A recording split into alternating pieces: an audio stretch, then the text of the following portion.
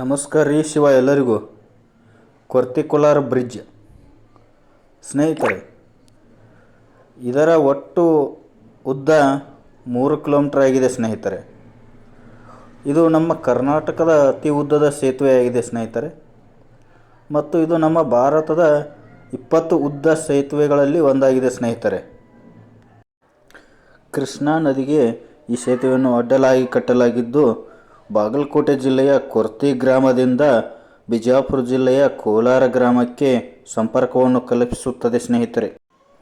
ಈ ಸೇತುವೆಯನ್ನು ಆಲಮಟ್ಟಿ ಅಣೆಕಟ್ಟಿನ ಹಿನ್ನೀರಿಗೆ ನಿರ್ಮಿಸಲಾಗಿದೆ ಸ್ನೇಹಿತರೆ. ಈ ಸೇತುವೆಯನ್ನು 2006ರಲ್ಲಿ ನಿರ್ಮಿಸಲಾಗಿದೆ ಸ್ನೇಹಿತರೆ.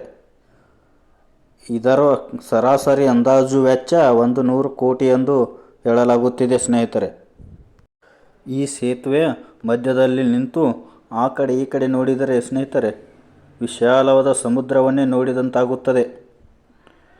ಈ ಸೇತುವೆಯ ರಮಣೀಯ ದೃಶ್ಯಗಳು ತುಂಬ ಅದ್ಭುತವಾಗಿದೆ ಸ್ನೇಹಿತರೆ. ಈ ಸೇತುವೆಯು 3 ಮೀಟರ್ ವ್ಯಾಸದ, ಸುತ್ತಳತೆಯ 25 ಮೀಟರ್ಗಳಷ್ಟು ಎತ್ತರದ 76 ಕಂಬಗಳು ಮತ್ತು 40 ಮೀಟರ್ ಉದ್ದದ 75 ಅಂಕಣದ ಮೇಲೆ ನಿಂತಿದೆ ಸ್ನೇಹಿತರೆ.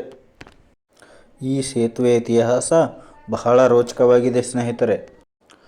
ಆಳರಸರ ಕಾಲದಲ್ಲಿ ಬಾಗಲಕೋಟೆ ಜಿಲ್ಲೆಯ ಕಲಾದಗಿ ಗ್ರಾಮವು ಜಿಲ್ಲಾ ಕೇಂದ್ರವಾಗಿದ್ದಾಗ ಆಳರಸರು ತಮ್ಮ ಸೇನೆಯ ಪ್ರಯಾಣದ ಅನುಕೂಲಕ್ಕಾಗಿ ಸುಮಾರು 150 ವರ್ಷದ ಹಿಂದೆಯೇ ಕೃಷ್ಣಾ ನದಿಯ ಮೇಲೊಂದು ಸೇತುವೆಯನ್ನು ನಿರ್ಮಿಸಿದರು ಸ್ನೇಹಿತರೆ. ಆ ಸೇತುವೆಯನ್ನು ದಂಡಿನ ಸೇತುವೆ ಎಂದು ಕರೆಯುತ್ತಿದ್ದರು.